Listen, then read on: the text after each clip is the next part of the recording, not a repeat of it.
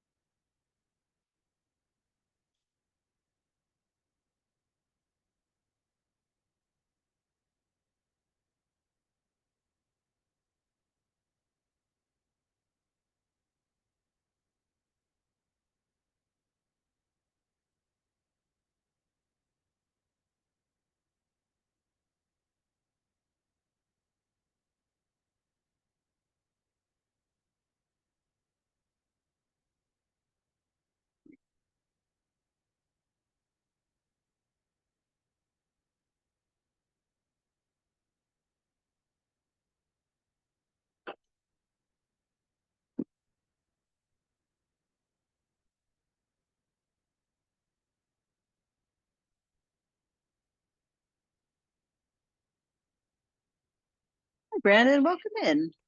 Hey, how's it going? Pretty good. How are you Is this your today? first boot camp with us? No, this is a first weekend. Yeah, was hopping into the analytics one last week, but yeah, first Well, first boot camp. Yeah. awesome. I'm having a sound thing. Good thing I'm here to check that. All right, here we go.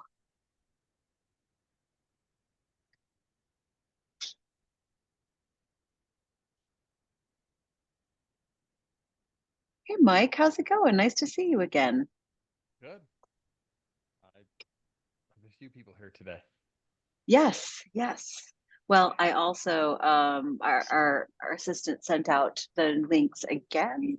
Sometimes those end up in people's spam Yeah, I don't know what folders, so happened. hopefully We did that's check spam, but it's all good. Hmm.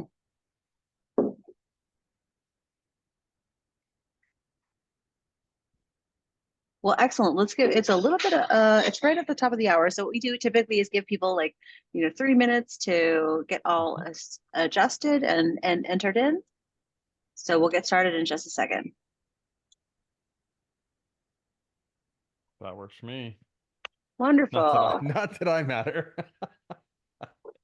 I think you met well, the sign behind you suggests that you matter quite greatly. That's all right.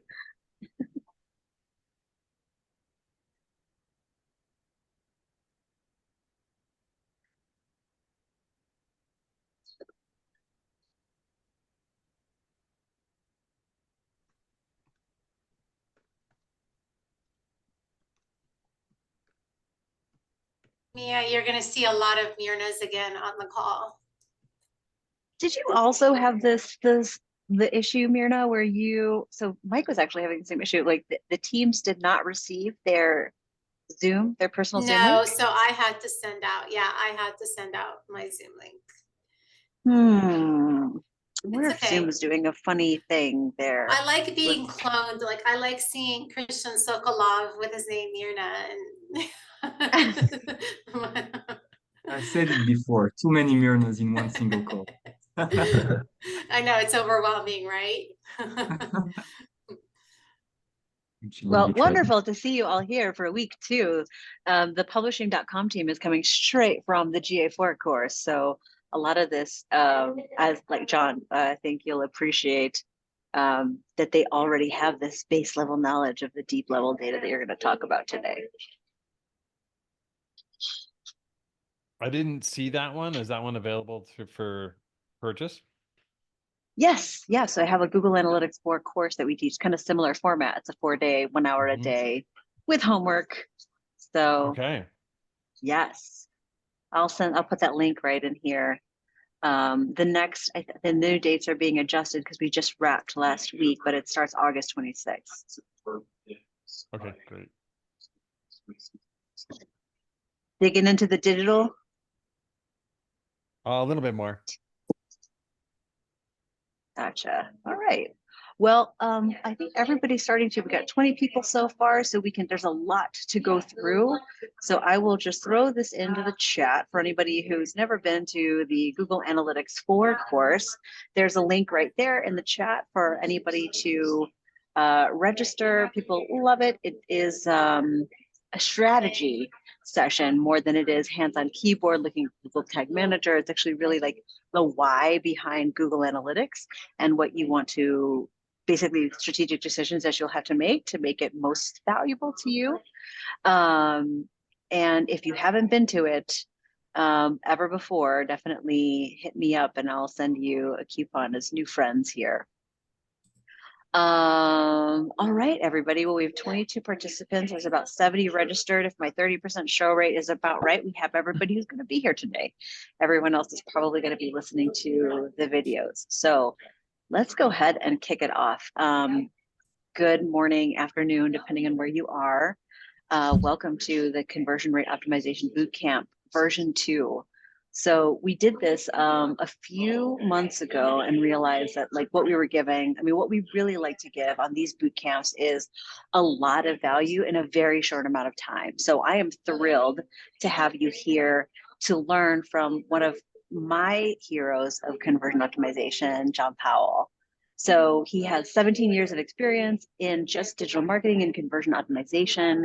Himself, hands-on keyboard, created more than 3,000 A/B tests and drives really incredible results as a result. And so you are in for a treat today. He is highly respected as a thought leader in the CRO space. So if this is your maiden voyage into thinking about what A/B testing and conversion rate will do, like you are going to get an incredible amount of value and probably be leagues ahead ahead of a lot of people who are already doing CRO courses that are just kind of guessing or throwing spaghetti at the wall, or maybe run by like a developer. And so thanks for letting me know, Mike. But John is going to be an incredible resource to you. And these insights this week are going to be probably things you never really heard of. A lot of people don't talk about this stuff. So please give me a warm welcome, or help join me in giving a warm welcome to John Powell. Hello, everyone. My name is John. I'm not going to spend a lot of time talking about me yet because I bet you are interested in trying to figure out what to do about you and this little thing called Black Friday and any other opportunity that you have coming up for Q4. So with that being said, I'm going to go straight into my deck, and you're thinking, oh, great, another PowerPoint deck. If you've ever been into any of my training, you know, I really like that interaction. So why don't we do a little test here? Why don't you guys open up the chat and let me know that you have it in front of you, because I'm going to be asking you a lot of questions. And I want to know that you're there and that you can participate. So say, you know, everybody go on the chat. I'm looking at it. Okay, thank you, Eileen. I see that here, right? Sarah says hi, thank you. You see, I'm looking at it. Carrie says hi, Caitlin. There we go. See, there we go. Mira says hi. Great to see you, Mirna. Awesome. Justin, thank you, Sarah. Awesome. So you see what I'm doing. I'm actually going to watch this. If there's a question that you have and I see it, both Mia and I will be looking at that. If I can't get to it right a sec, she might interrupt me as your advocate, but I'm also going to be asking you to interact. So just to know, my eyes are here on that particular thing. So without further ado, everybody can see my screen, right? You see Black Friday Optimization Bootcamp Day 1. If that's the case, then let's go ahead and get into it. Any dog lovers in here? Any dog owners? Dog owners, yes. Okay, I thought so. So I'm a Corgi owner, and this is my first Corgi. His name is Baxter, and you can see he is a redheaded tri. And this guy is something else. I don't know if anybody here owns. Yes, thank you, Alicia. You're gonna know what I'm about to talk about here, okay? Because Corgis are something else. I actually was recently at the vet where I was like, yeah, I would love to, I think I got a new Corgi. And they were like, yeah, I think he's a little bit more calmer than most. And they started laughing at me. They're like, yeah, calm Corgi, huh? Right. So let me tell you about a little problem that I had with Baxter.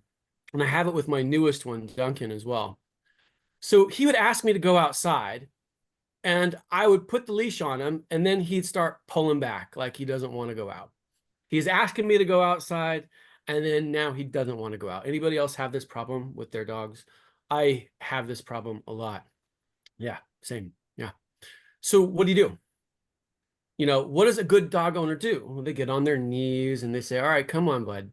Come on, let's go outside. I mean, after all, you're young. You know, I'm not trying to be the bad dog owner. And the next thing you know, this is what happens. He literally lays down. I'm not going to drag him to the outside, right? So what do you think I'm going to do to get him to go outside, especially if I'm exhausted, right? They're not necessarily sleeping through the night or whatnot. What do you guys think? What would you do to get him outside? Yeah, pick him up. Yeah, Dana, that's a good one. He is about 30 pounds. I'm liking what Alicia and Fred is saying. Don't worry, I've tried it, Dana. Don't worry, I've tried it. Gonna bribe him with treats. Absolutely, treats all the way. The problem is after a while, he started looking like this. You know, and I had another problem, right?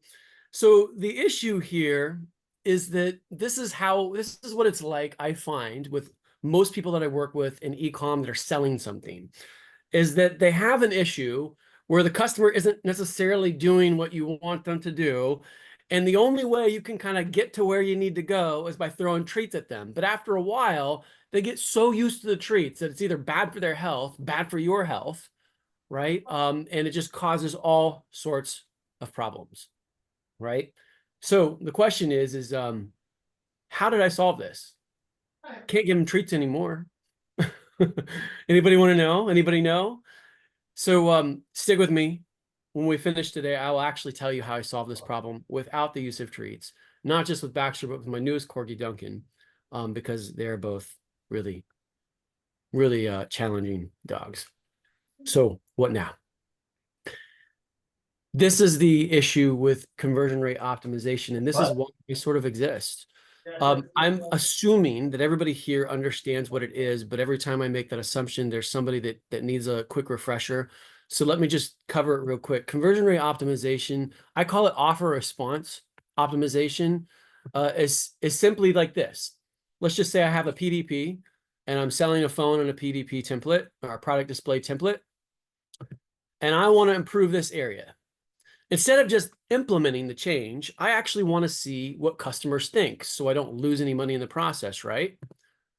So I'll create an alternate version.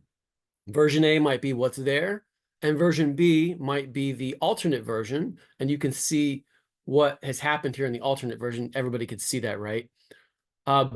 So what I'm going to do is I'm going to set up a test where real people are then split by technology. They don't even know it. Their behavior is recorded, and then they both proceed to the same next step in the process. And I sort of compare the data, see if there's enough of a difference to warrant a change worth having or worth keeping or worth considering. And then I'll move on and decide whether to implement that or not. So in this case of version A versus version B, what do you guys think? A or B? This is a real test. Yeah, everybody's choosing B, of course. Of course. You guys are feeling very confident today. It was version B, right? That was 39% increase in device conversion rate, just adding that simple text. So some of you are feeling pretty confident right now. Let's test your intuition. After all, this is what most people do when they go and make marketing decisions, right? They go to their gut, they go to their intuition. Which one do you think attracted the most traffic? Neck pain sufferer, how to recognize symptoms, or neck pain sufferer, free access to neck pain resources? Which one? Okay, B, B, B, B, B, B. I see a lot of Bs. So everybody's like, free access to neck pain resources. Thank you, Fred, for that A. Julie, thank you for that A. Very bold. Okay, now, all right. So I see some okay, Chris is going A. Well, the result is A. Sorry, B folks. The result is A. And believe it or not, this is a test that I ran, and version A was one of my treatments. So let's continue along. So all right, for those of you that got it, great. Let's keep on going. Everybody else, it's okay. Let's try again. Which one of these do you think got the most purchases, right? So they're actually buying a program. And the difference is in the icons. What do you think? Okay, I hear B's. Okay, Dana, thank you for that. A, Alicia B, Emily B, Julie A. Okay, so we're about half and half. I got about half A's. Okay, I got half B's. All right. Okay, so what's the response? All right, so the result is B, version A. Actually, it's 15. Yeah, can you believe it? Just that little bit of a difference in those icons in the PDP made that much of a difference for me. Again, another one of the tests that I ran. So interesting. Don't worry, we've got a few more. I know you enjoy playing the game. We're gonna learn about all of this as we go.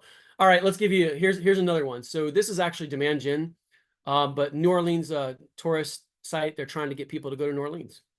Which one do you think got the most what I would call leads for the Department of Tourism? Okay, yep. Emily says A, Fred says A, Chris says B. Ask yourself, for those that are saying B, why are you saying B? Why would you say B? And for those who are saying A, why would you say A? Right? I see a cleaner UX. I see more readable for Chris, easier to see. Design is more intuitive. How about version A? For those who voted version A, why would you choose that one? Okay, shows options for hotels and B&Bs. Yep. More engaging to me personally. Okay. All right. Version A looks more of a blended in with the rest of the site. So what we've got here is we've got a lot of difference of opinions. And I know we've got a lot of smart people on the call. You wouldn't be here if you didn't make it somehow. But there has to be a winner, right? There can only be one in this case. In this case, it was version B. There's a 32% increase in leads. What if I told you you could predict this in advance? Because I would say that the comment about the hotels and B&Bs is valid. It's very valid, right? Okay, how about this one? Real quick, what do you guys think? A or B? Which one got more downloads? This is Expedia. Real test. Real test. I know, I'm putting you in the spot here. I see a lot of Bs. Alicia, Amelia, Dana, Sarah, right? Julia's going for A. Thank you for that A, Julia. Chris, Myrna, Bs, Bs, Bs, Bs, Bs. And yeah, it was A actually, 20%. And I know you guys are, yeah, Mike, I know you're getting me, right? You just go the opposite of the trend, right?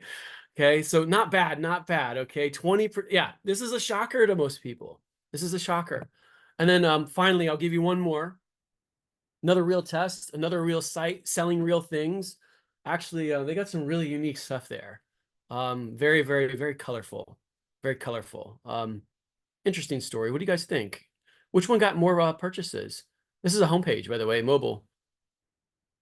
I'm seeing some A's. Yes, A. Amelia, Julia. Okay, Julie is saying B. Thank you for that, B. There's always somebody that's the bold voter. Okay, the result of this was actually B.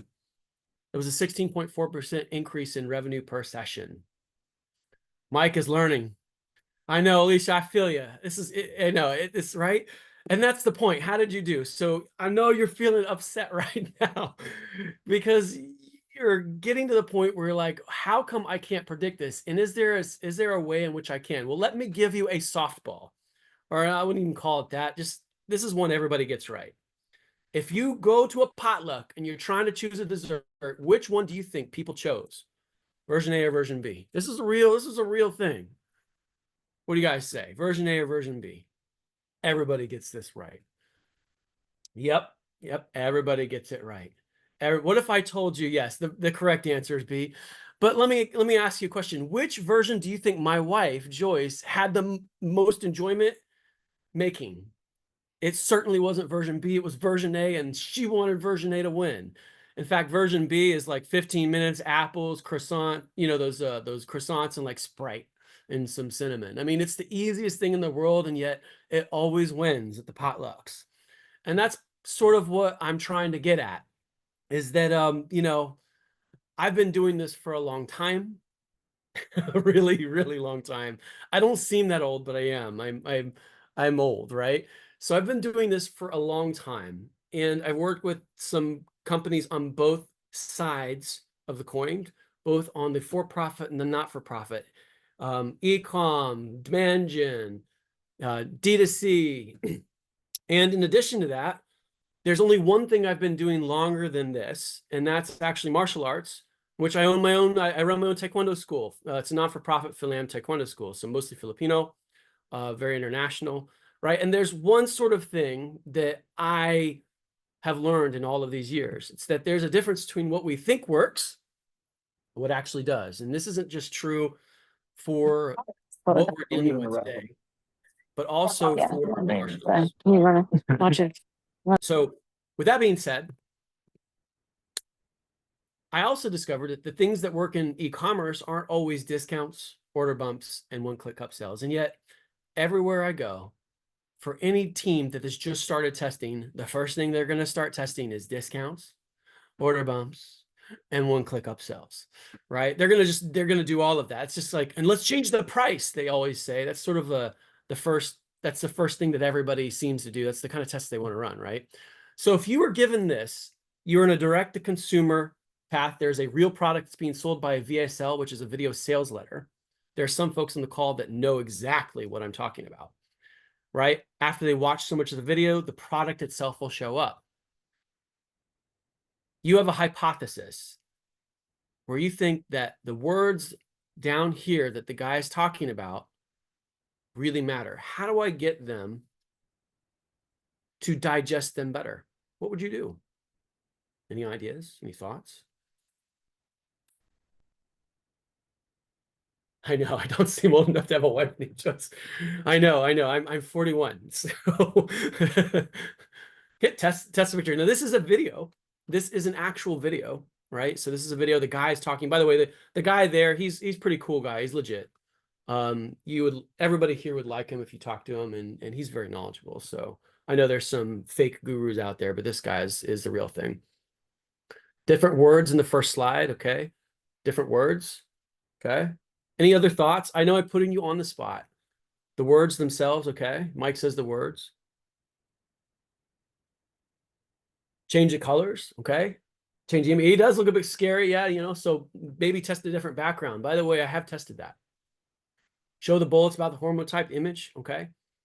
What if I told you that I only did one thing and I knew in advance I knew in advance that it would affect the person's ability to comprehend what he's saying, digest it, and then thus convert. Let me show you. You guys see the difference?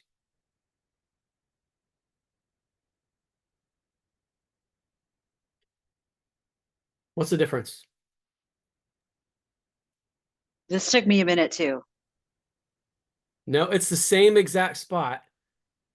This is a video. He's talking. Look at the border. Do you guys see a border? You don't. But here's the thing. Did you know that this little border right here on the edge,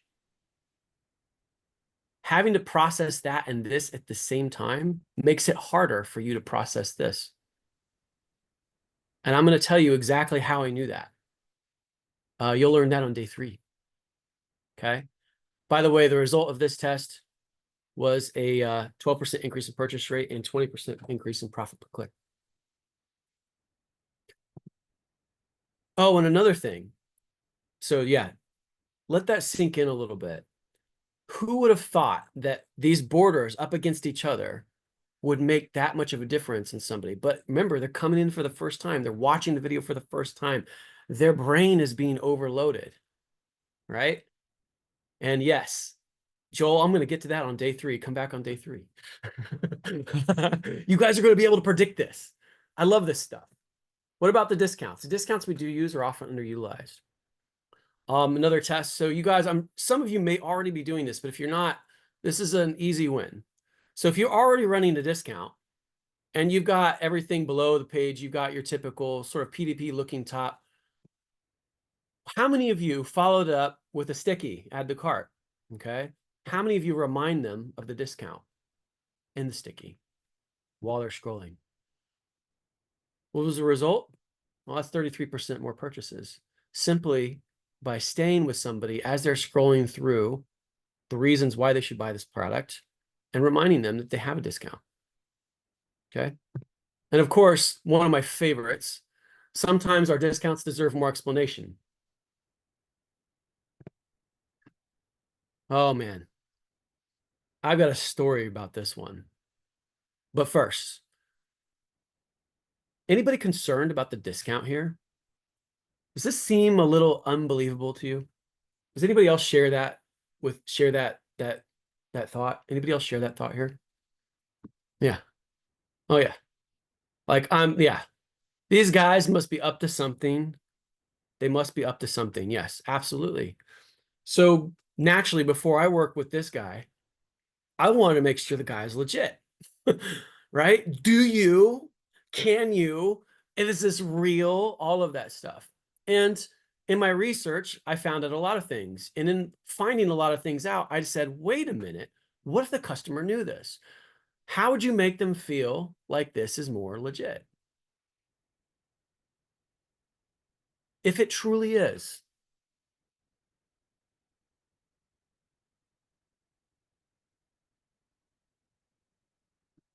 Yeah, Joel, I've got a story about that.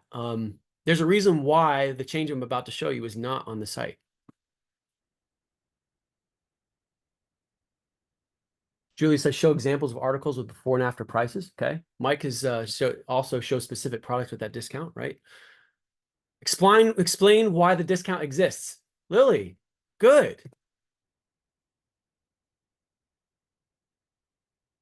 Celebrating 20 years and 20 million customers. How does that feel? How does that feel? Yeah, that was a legit win because they were sending a lot of people, but the reason why it's not there on the site is an entirely different reason. And we can talk about that some other point, right? I've got lots of stories and lots of lessons. My point is this: have you truly explored all the possibilities? Have you? And that's really, you can see we're already 20 minutes in, and I've sort of opened up your mind to all of the different things you can do. And over the course of the next 3 days, with the last part of this, is we're going to help you see all of these different things similar to how I see it, so that you can identify those opportunities for your site, for your customers, right? Where maybe something is missing, or maybe there's a lever that you can pull on that's legitimate to pull on. Does it make sense? That's really what we're going to focus on today, right? But first, anybody hate having to stretch before the workout? You know, when you go and exercise or run, they always tell you got to warm up, right? Anybody hate that? Anybody hate that? I don't know about you, but remember, I've been doing this thing for a while, this martial arts thing. I've been doing it, but 20 years? My knees are starting to hurt, right? I've been teaching on things other than mats. They're starting to hurt, right? So my headmaster, my Korean headmaster, I brought him in to help me test some of my students, my black belts, back in December. And I was like, headmaster, so, you know, I've been struggling with this knee pain. You know, of course, he's older than me and he's still doing it. And I'm like, so what's your secret? He's like, well, are you warming up? And I was like, well, I think so. And the funny thing is that he asked me what I was doing, and I would be like, well, I stretch. And he's like, he kind of gave me that weird look. And he's like, you know, John, what the truth is about warming up, right? And I'm like, what's that? And he's like, warming up is not doing things. It's about getting your blood to flow to the extremities so that your muscles are warm. Because if your muscles are cold, if you stretch it, you're just tearing it. You're just really stretching it. It just goes right back to the position. But if the muscles themselves are warm, if the blood is flowing, then your stretches will have far more distance, far more results, and you'll feel less pain. And what I'm about to go over with you next is kind of like that, where this is the thing that you need to do it if you're really going to get the maximum value, the maximum output out of everything else that we do, right? And if you understand that it's not just about, oh, I need to do this and this, but you really need to sort of get the blood flowing all through the right places, you'll be able to do all sorts of things, right? So avoid this rookie mistake. Avoid this rookie mistake. Before you make any attempt, on CRO, you need to make sure, and any test for that matter, you need to make sure you have a meaningful metric that you are trying to affect and a meaningful map of how you're going to affect it. So remember, when I got Baxter, he didn't just come out a big dog. He was a puppy. Do you know what? They don't have puppies here in Jacksonville, Florida. Corgis, they don't have a Corgi breeder here, right? So every Corgi I've had to travel. And so in this case, I had to travel back then to get Baxter. Look at this old picture of maps. Way down there in somewhere Florida, somewhere above Orlando. Okay, this is where I'm at. I'm in Jacksonville. Has anybody ever experienced a time where they picked the route that Google said was fastest, but it ended up being a really bad route? Thank you, Joe. Fort Lauderdale, awesome. Anybody ever pick one of those routes that ended up being really bad? That's really what this is about. It happens, right? In my case, I don't know if you notice it, if everybody notices it here, but take a look here. I chose route number 2 because it said it was the fastest, and it took me through the Ocala National Forest, and it made Joyce sick. Right. Got to be smarter than Google. You can't ferry across a lake, right? And so that's really what I'm going to do is I want to prevent you from walking yourself into a landmine, right? That's what I'm going to do. And here's how it starts. Where do I start? You all have a metric that you're trying to affect. If you're here and it's ecom, you're trying to get more purchases and perhaps at a certain average order value, right? Maybe you're trying to affect LTV or even expected LTV. Some folks, they have lower funnels and then they have follow-ups that they do, right? But let me simplify it for you because that's really the key. Where does it hurt? Or where does it glimmer? That's really the question the first question you have to ask. So you need to get a data snapshot and you need to simplify it. I used to be way back in the day, back in, is it 2006? I used to be afraid of, yes, 2006. I used to be afraid of data. And even now, you know, Google decided to turn everything upside down with GA4. And to be honest, it's a bit scary because they've really changed the game on that. I mean, I love the way Mia talks about it. With GA3, you get a model home, you can go in and live with it. But GA4, you got to build the thing up from scratch. And what if you build it wrong? Like, how do I know that I've got the right data? How do I know that I've got something that's useful? I want to give you a shortcut to know whether the data analyst or the system or everything that you have is useful. Because if you can't answer the questions that I'm going to give you and the end question I'm going to lead to, then you've got a bigger problem. You're going to have a harder problem trying to solve. Because let's be honest, we can't optimize the entire website. You can give me a website and I can tell you a bazillion things on every page, but which one do you do first, second, third, and fourth, right? And that's what this section is about. So avoid this rookie mistake. Let's go through these 4 questions and then the final question and a different way to look at it. Okay. The first question is this. Where's everyone been? So you've got your data snapshot, right? Where is everyone been? Where are they spending the most time? These are your how many metrics: page views, visitors, impressions, total revenue. And what are you really looking for here? You're trying to figure out, it's like this. If you're trying to build a retail business, where's all foot traffic, right? You can't ignore that. You really can't. Yeah, I get that there's a premium on rent because the foot traffic is higher, but you need foot traffic. So in the same way, you need to know where the most foot traffic is. Because even if you want it to be somewhere else and you have to work to get it there, you've got to start with what you have. So that's the first question. Second question. What did they do when they got there? Forgive my grammar here. So if you're looking at a past, because data is just a snapshot of a point in time, and it's usually in the past. So for all the people where all the foot traffic is, what did they do? This is another simple metric. And many of you should be able to put your funnel together, a basic funnel with these two points of data, right?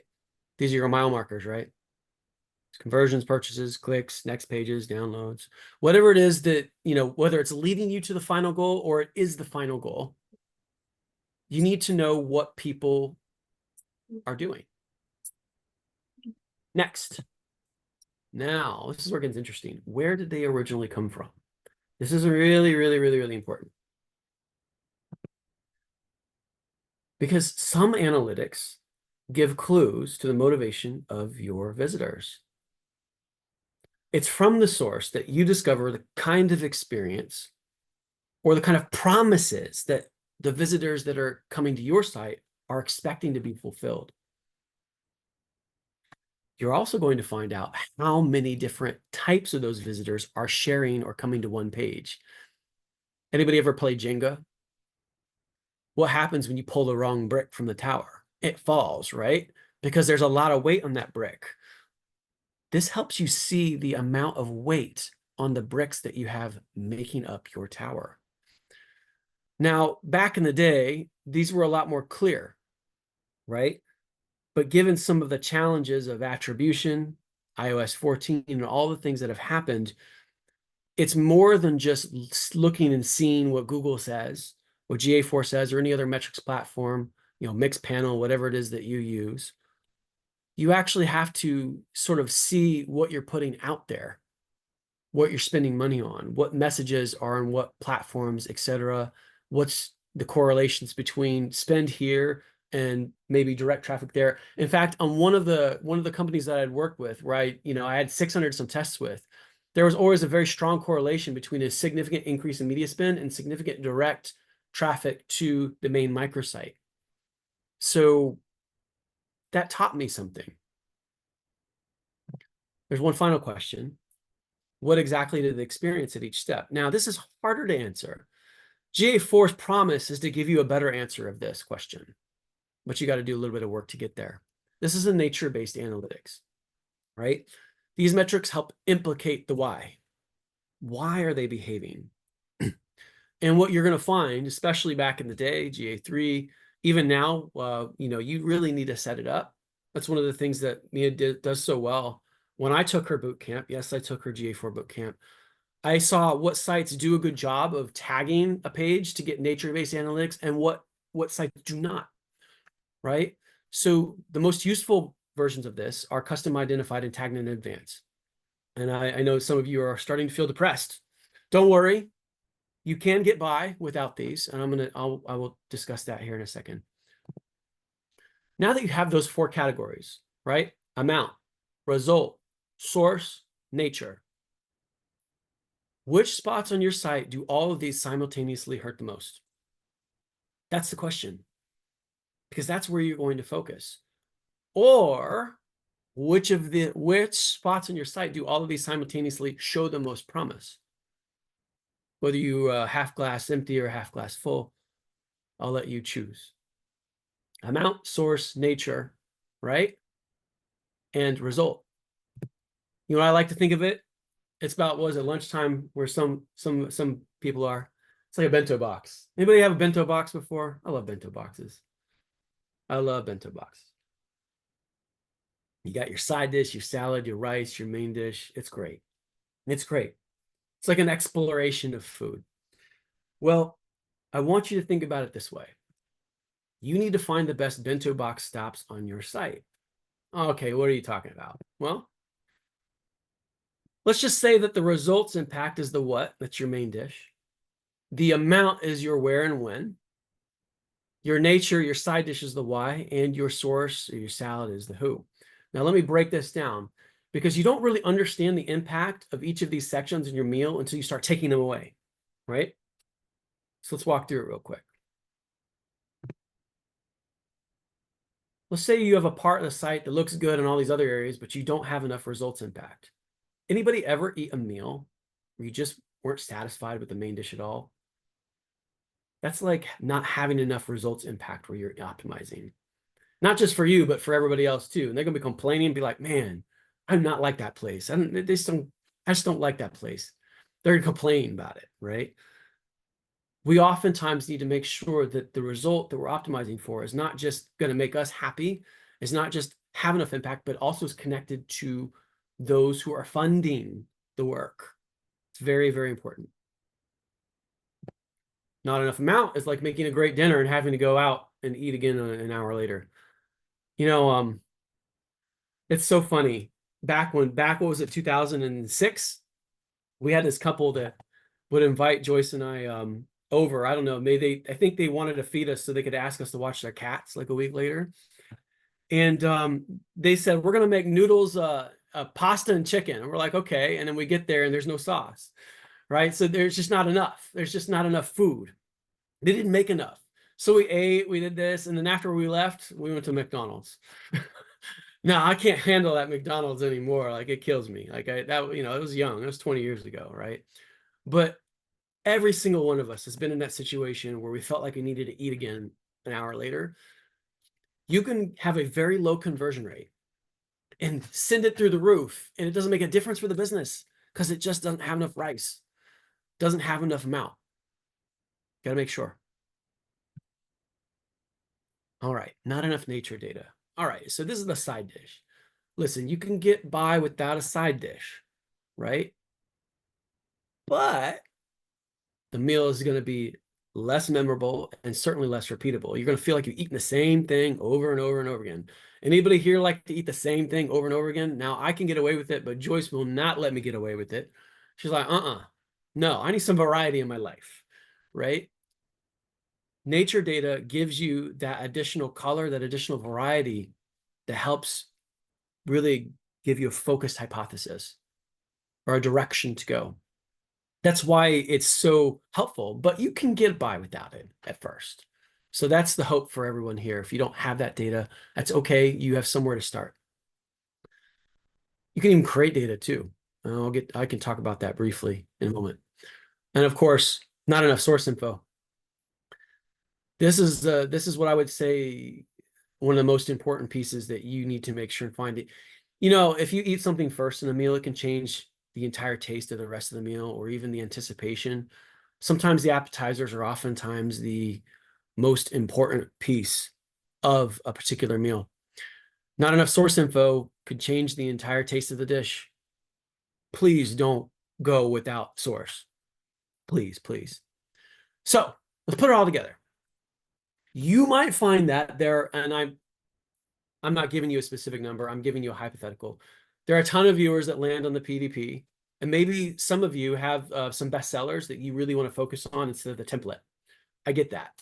Or maybe some of you have a pre-sale page that you really want to focus on that somebody needs to go through before they get to the PDP. I totally get that too. Well, let's just say that you have a PDP that has a ton of viewers. Well, that's amount, great. There's enough rice. They're on iPhone devices from paid social media traffic. Okay, they're going to be ads. They're going to be on certain devices and people with certain tendencies. Now we're getting somewhere. That purchase half as much as other major sources. Okay, so there may be some potential here. Now let's be careful because sometimes when you have more data, then you get a slightly different conversion rate. We can talk about that in detail if we need to. And then they may also have half as much time on page and interact heavily with specific elements. If you can find a scenario like that, I'm going to say, look at all that cheddar. Okay. That is a place where I want to be. I want to be optimizing on that page. Oh no, that's from the avatar, right? Yeah. I always like that part, right? Look at all that cheddar, right? That's really what you're trying to do. And let me just tell you, the whole reason why Mia and I are even doing anything together is because when I first learned about her product, it could get me this in like 5 minutes instead of 5 hours. Because I would have to do all this myself. I would have to go in the data and look for this. And then I would, after about 5 hours or something, I would have all of this and then I could present it to somebody. And then I would just hook it up to her machine and voila. I'd have all of this in like 5 minutes. But that's why it's valuable. There's one other thing that you need to know about these 4 categories. Is that not all of these categories are created equal. Remember the old food pyramid? Anybody remember the old food pyramid? It's a plate now, apparently. It's a plate. Well, this is my metrics pyramid. And what does this imply? That the stuff at the bottom holds significantly more weight than the stuff at the top, right? Let me show you why. What I've discovered over all the years of running all those tests that Mia talked about is that the more that you build, the more metrics you build your hypotheses on, the more likely you are to get a great result. Don't get me wrong. If all you have is a mountain result, we still have enough here in this boot camp to get you going. I promise you. But if you want to see the real mastery, you're going to see it when you start integrating source and especially nature. Questions so far? What questions do you have? Any questions on this? I want to wonder also from the team, I have a question to you. For those of you who are already practicing CRO, is there any hypothesis research going into like this level or even at a lighter level? Say you have half the food pyramid before going into testing. We get a show of hands, like maybe Joel, I know you're doing it. What kinds of things are you doing? Do you have all 4 food groups? I'm sorry, Mary, what was your question? Oh, are you using like what kind of hypothesis research what is going into your hypothesis research? Would you say it's complete with the 4 food groups here or the 4 data groups? Probably not as complete as it should be. A lot of times, probably the source is not always clear. Sometimes you have people coming in, or you're looking at the data and you don't know exactly where they're coming from. So you just kind of make an assumption that they come organically, or they're coming through emails or referrals. So that's probably one lacking part of the pyramid that I deal with. Period in the sentence. Yeah. I'm curious too, like, we do sometimes go into these with assumptions, right, John? Sometimes when we don't, not everybody has this, especially the nature piece, right? That's what we teach in the GA4 course is like, okay, what browsers, what pages, what content type, what video, who was in the video? Like that stuff is not always available to people who start out. But when you're dealing with assumptions, what do you How do you manage that?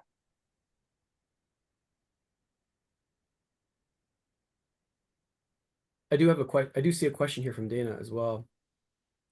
How much traffic or sales a company needs to have to make the cost benefit of setting up all this data to be worthwhile? That sort of goes back to the question about, how much traffic do I need in order to get a valid test, right? The first question I ask any company that I ever work with is, how much is a 10% or even a 20% gain worth to you? Are you going from 20 customers to 25? Well, what's the average order value of that customer? Because that might be a $1,000 product or $2,000 product versus a $47 product. It really is a sort of it's a math equation. It's really a math equation. So I've seen it vary. I can't give you a hard and fast rule because I've done testing on smaller sample sizes and larger sample sizes. And I can tell you the pros and cons of each. But I will say that even if you have a smaller sample size, it doesn't mean that you can't make a significant impact. And you can still get a valid test if you have a big enough difference. So in many cases, you find that you may need more. What I find is this. To answer the question, so too long didn't listen, John. What we give you on days 2 and 3 and 4, there's going to be something for everybody. If after, especially day 2's material, you find in day 3 that you feel like you're running a little thin, that will then justify you to make a greater investment into more pieces of data for greater gains. Does that make sense?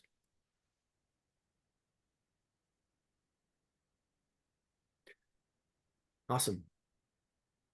It's one of those things where, again, some situations we have a little, some situations we have a lot, but you should always go into every situation to see what you have, right? I've been in situations where they've given me very little, and I've been able to work in it. And then other situations where I had too much and I had to narrow it down. But all in all, if it's there for you to use, definitely use it. Don't just, here's the thing that I'm warning you against. Don't be like what I would call maybe a developer that just took up CRO as a hobby and they're just going to just start changing things. Instead, have a hypothesis. What does the data suggest? And not just the numbers, but also the other things that we're going to teach you about days 2, 3, and 4. That's really the key. And you're going to find that when you have this, you can leverage it in a way that will make you just unmatchable to anybody else in the organization. In fact, and I want to add to, if I may, John, I think that, in some situations where you start out with no data. So obviously, Dana's also coming off of like a GA4 course where it's like, throw everything in there, because it's going to matter one day, all the nature metrics, throw it all in the GA4. And it is a heavy lift. It's a cost associated to having that much data. But you will, for a time, be able to execute tests on the concepts of, so you remember, like day 2 is the psychology of decision making, and day 3 is like the functional vision of decision making, and day 4 we talk about user experience. All of those days you can get by with, like, just like in a food group, the food pyramid or whatever it's called. I'm going to call it a food pyramid because I'm also in my 40s. I'm going to just go with it. But in the food pyramid, like, you can still be nourished, right, with not everything from the 4 food groups. Similarly, you can still be nourished with like the metrics you have here. How many pages, how many people came to this page, how many people added it to their cart. That's a result, right? And that's a very good baseline to begin with.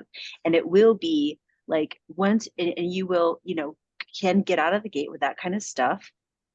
And you will hit a wall as the CRO program matures. Like I think that's really, like, we talk about right sizing the amount of data for where you are in the moment of your optimization program. If you're at the very beginning stages, you're still sufficiently nourished by amount and result. And then as you move forward, there will be more questions that you may not be able to answer. So in the case like of Joel, it's like, oh, sometimes we're not really looking at source. I don't really know where these conversions came from, A versus B. And so maybe that's where Joel's in his journey. He starts to add that. And now you're getting to, let's say you're at the place where you're like, I am now testing, by channel, by landing page, by this. Well, if you have like, okay, this is for this Facebook campaign, for that particular landing page, for this particular product, what else do you have after that? And digging underneath that are things like motivation. What did they use? Who's in the video? What was the border treatment? That's where you start to get like all this like rich detail about how to continuously win, because CRO, even though we're optimizing our conversion rate, it really is like constant user research to ensure that the website is a living thing. Like it doesn't, a lot of companies are like, oh, check the box, it's done. Let's just go back to paying it for ads. But as the algorithms change, as human behavior changes because of TikTok, because of Temu or whatever, so does your site have to also change. And that's why companies who are, some of us are not from those kinds of companies. Like Joel's lucky to be in one of the companies, have CRO as a practice, as a line item on a P&L. So like quick question for you, like how many of you come from a company where that's like Joel's company or John's company, is there a P&L line item for conversion optimization? Hands up.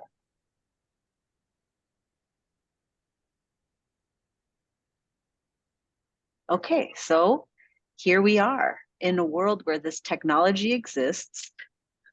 Great, got to go sell it, right? And these are great slides to teach your clients, like your website is a living, breathing thing responding to consumer behavior.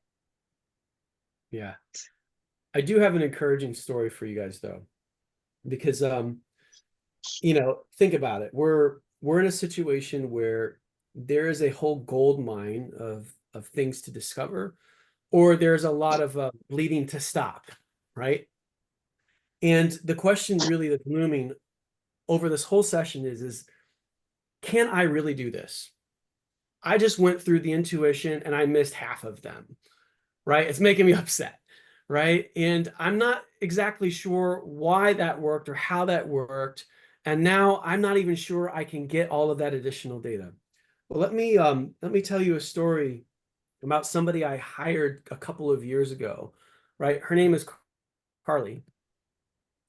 Hello, Carly. So she asked the company to give her a picture back then, and she gave herself running a marathon. So why not?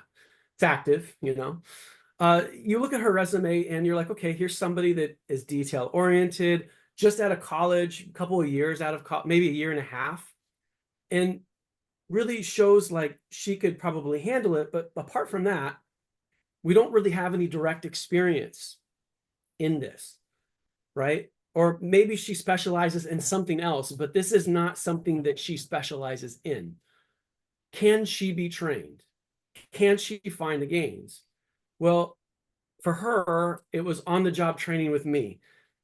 The whole goal was in her first week, she was going to make a test and launch it, because I had already figured out how to launch a test and all that stuff, but I put her through the training. And in her first week, she won. In fact, in her first month, she basically ROI'd herself 39x. Yeah. So, and she's what, barely out of college? And you're like, okay, well, that's just the first month. She's lucky, right? Well, I've been working with her for the better part of 2 years. And just in the last 12 months, if you take a look, just in the last 12 months, you can see her there on the left, right? And we know from studies that, on average, people that don't, haven't had really little CRO training or don't really go down these roads, they get like a 1 out of 8, 1 out of 9 win rate. And for her, she's sitting at a 1 out of 3 for money. Add the strategic wins. I call them wash wins because they enable us to do more. They help the business accomplish something. Then she's 1 out of 2, right? And you know what the best part about this is? The CEO, chief of copy, VP of growth, growth hacker, still have not won. The difference is that she's had the training and they haven't. In fact, they've had the training, they just didn't pay attention to it or try to apply to it. She's only rivaled by me, as it should be, right? Okay. There's a master and there's an apprentice. Now there's one other name on here that you are like, wait, there's some green there. Her name is Lauren. Okay. And I just hired her, what, 2 months ago? And again, as you can see, she already ROI'd herself doing the same sort of on the job sort of training. And again, just sort of, in fact, she doesn't even have a bachelor's. I think she has a certificate in like holistic health, right? So spent a lot of years doing some sales for like leasing and stuff. But again, she had the potential for it. All she needed was to be taught and shown how to see the things that we see, right? And so that's sort of my encouragement to you. If they can do it, you can do it too. You can win as well. And you know what?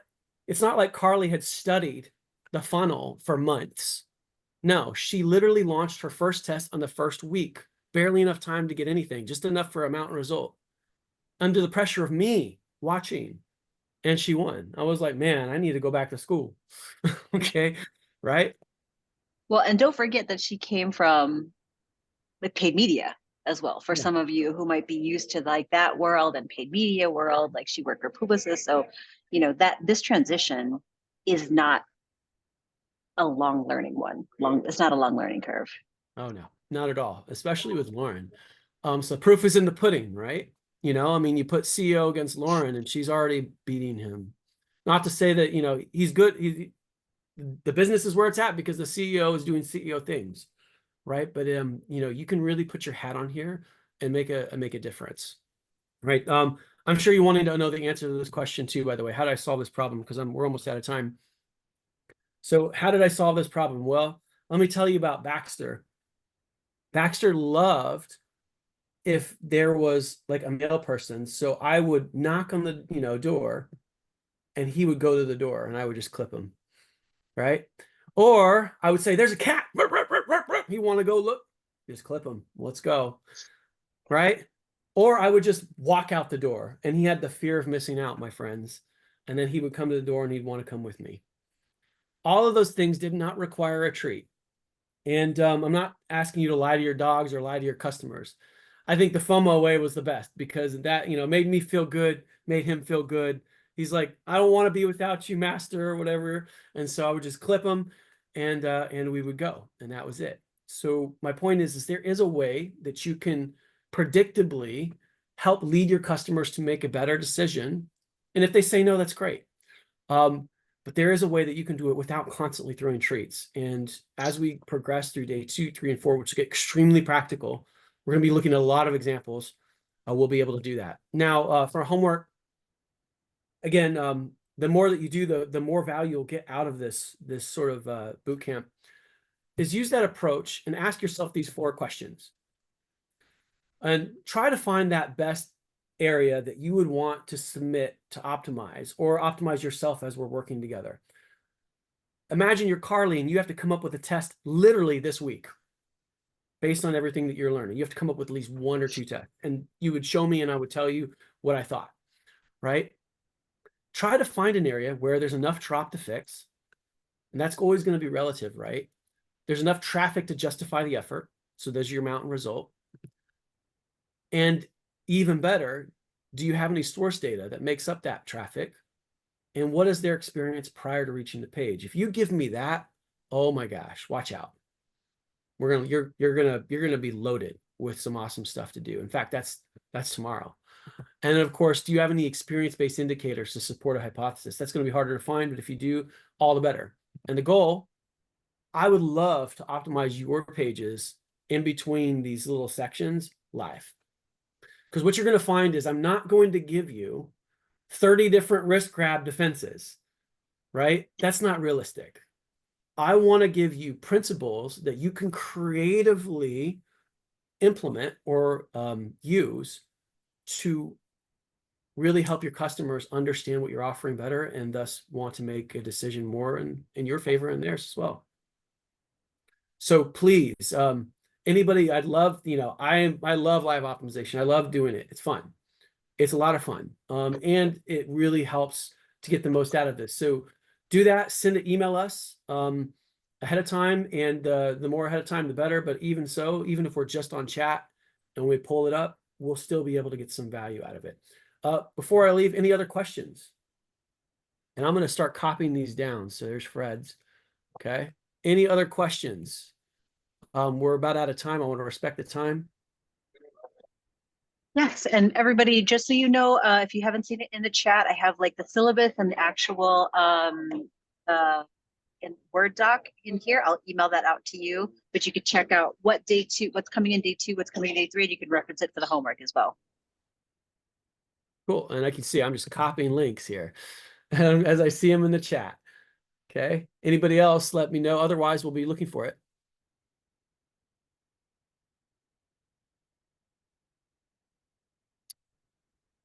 All right. Excellent. Cool. Very good. Anything else, Mia? There was just one more from Joel at the end, but I think he's got that. So the Millie sipping broth, check that out. And excellent, everybody. Well, thank you for day 1. It's going to be a really exciting couple next days where we get into the science behind decision making. Tomorrow's psychology. So for those of you psychology geeks, like, be here. See you tomorrow. Thanks, everybody. Cheers. Thanks, everyone.